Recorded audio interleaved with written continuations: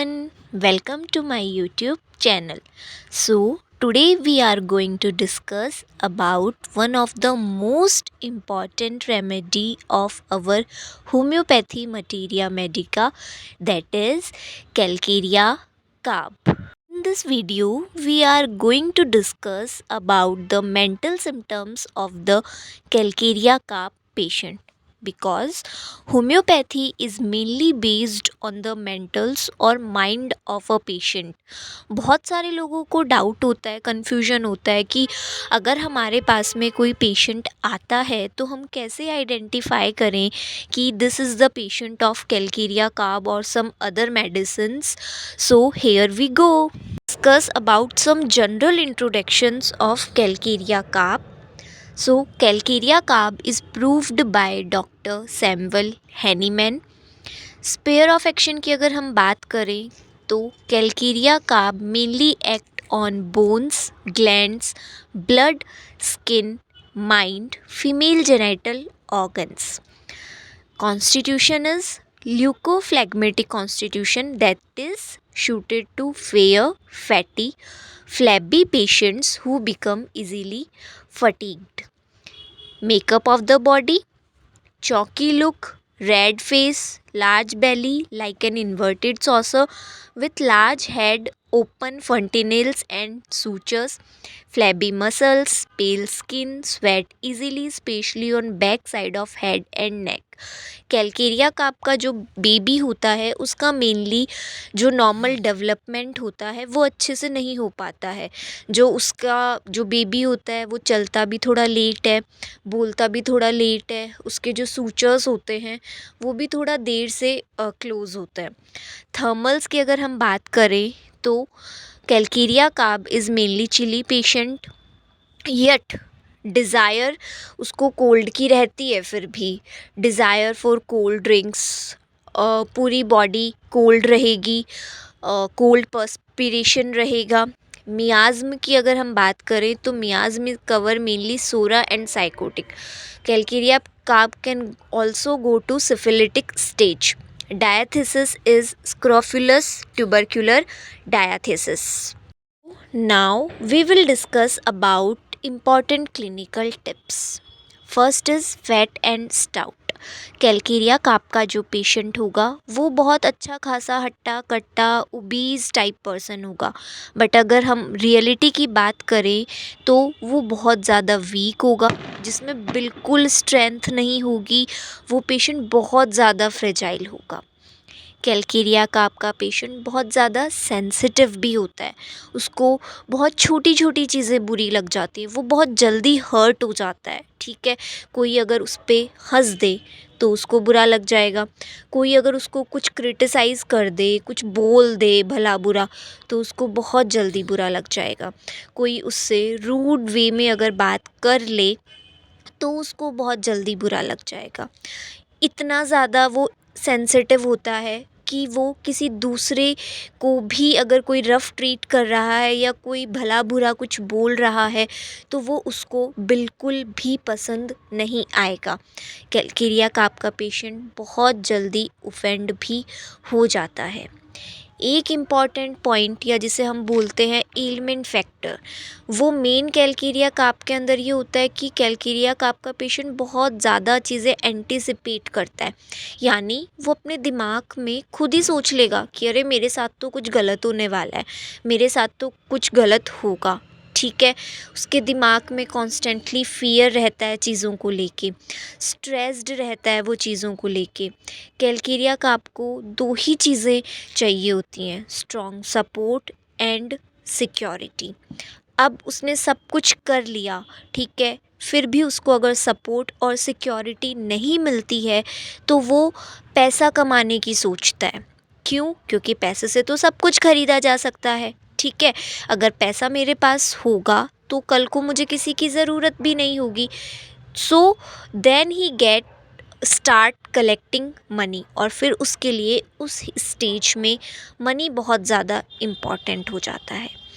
अगर हम डिज़ायर्स की बात करते हैं, मेंटल डिज़ायर्स, सो कैलकेरिया कार्प को कंपनी की बहुत ज़्यादा डिज़ायर होती है, वो अकेले बिल्कुल भी नहीं रह सकता है। फैमिली की बहुत ज़्यादा डिज़ायर होती है, मेनली जो उसको एक सपोर्ट कर सके। डिज़ायर होती है कि लोग उसको प्यार करें। अवर्जन यानी किन किन चीज़ों से उसको तकलीफ़ होगी, वो कुछ भी सोचेगा, ठीक है, वो दिमाग में कॉन्स्टेंटली उसकी चीज़ें चलती रहती हैं, तो जो उसकी प्रॉब्लम आएंगी वो ओवर थिंकिंग की वजह से आएंगी।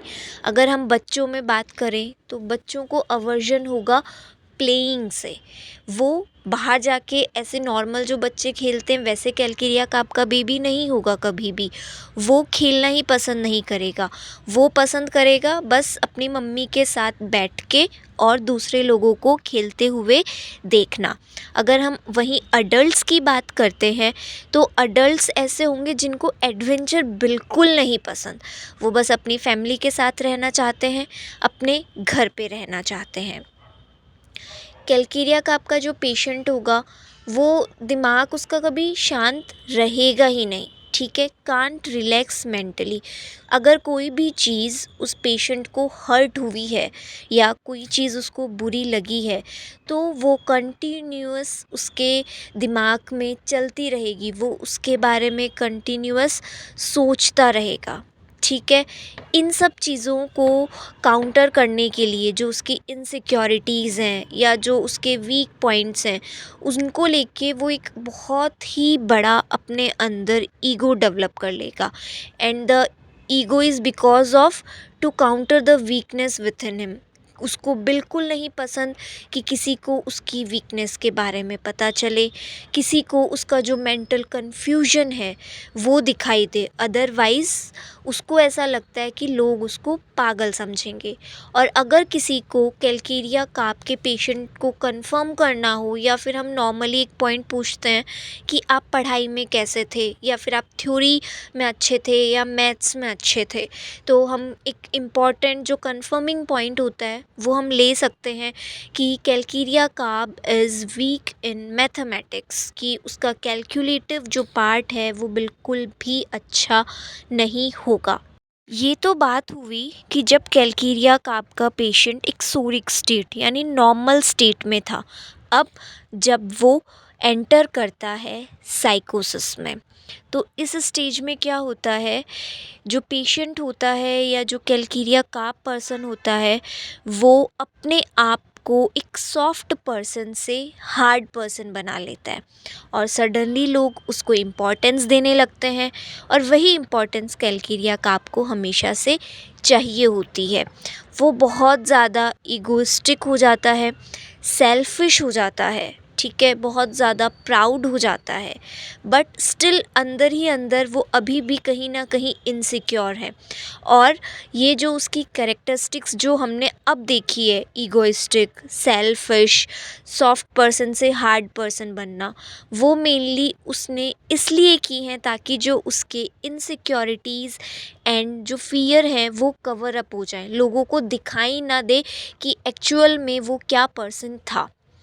कैलकेरिया कार्प को फियर्स होते हैं जैसे कि poverty, darkness, shadow, animals, to being alone, being hurt, narrow places, crowded places, thunder storm, या फिर वो दिमाग में हमेशा ऐसा सोचता रहता है कि कल को कुछ या इन फ्यूचर कुछ गलत होने वाला है। कैलकेरिया कार्प का पेशेंट अपने पास्ट के बारे में जब भी सोचता है तो उसे बहुत ज़्यादा गुस्सा आता है कि कैसे पास्ट में लोगों ने उसका फ़ायदा उठाया था और उस टाइम पे वो कितना हेल्पलेस था कि वो उस टाइम पे कुछ कर भी नहीं पाया।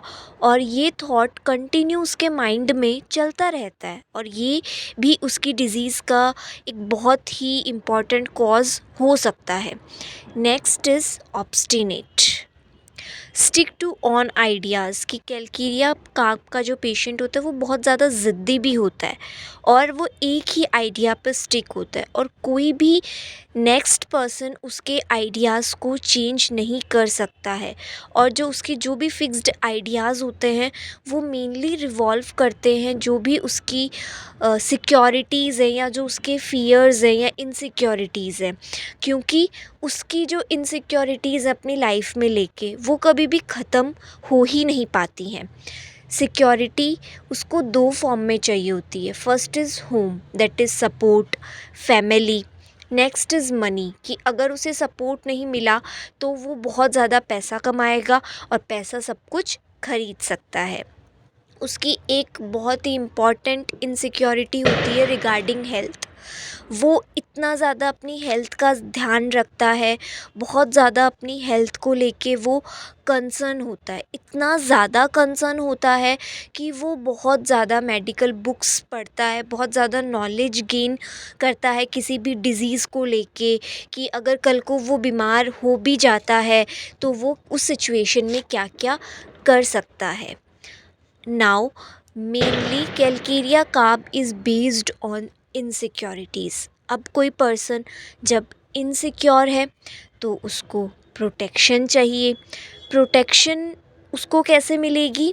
अपने चारों तरफ लोगों को लेके, दैट इज़ फोर्टिफिकेशन, कि कुछ उसको कवर करके रखें। और लोग कब उसको चीज़ को कवर करेंगे?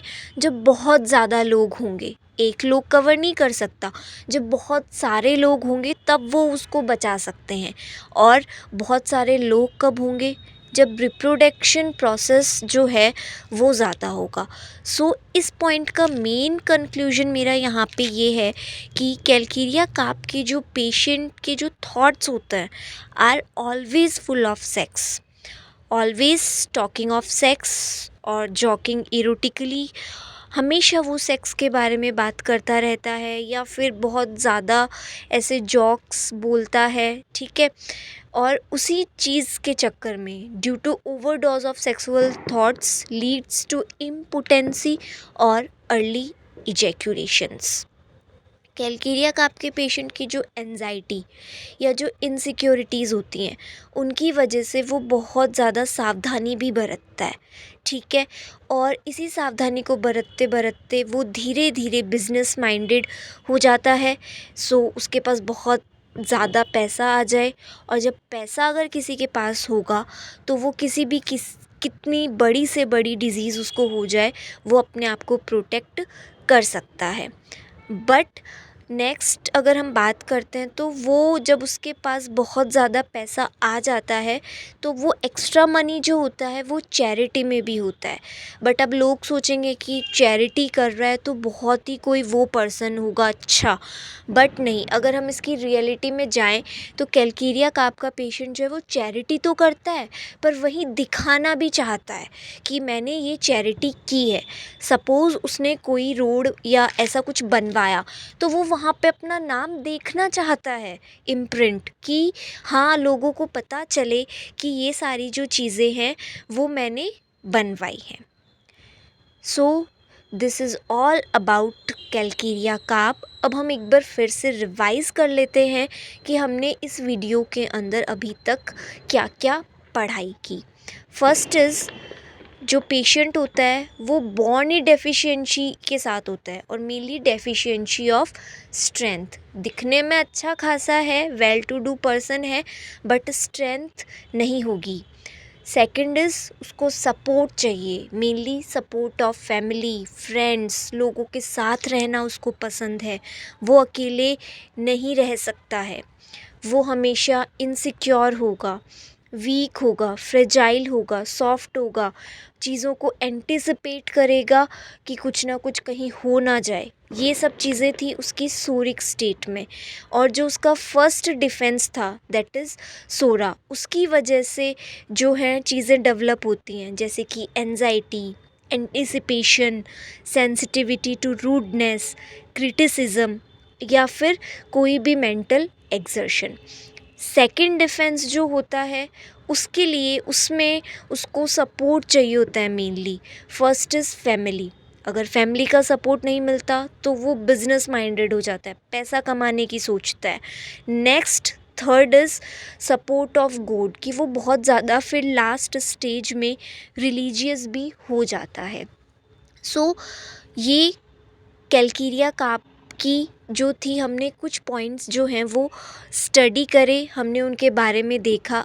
नेक्स्ट वीडियो में हम देखेंगे आगे के मेंटल सिम्टम कि वो थर्ड डिफेंस में कैसे रिएक्ट करता है। So stay tune for the next video.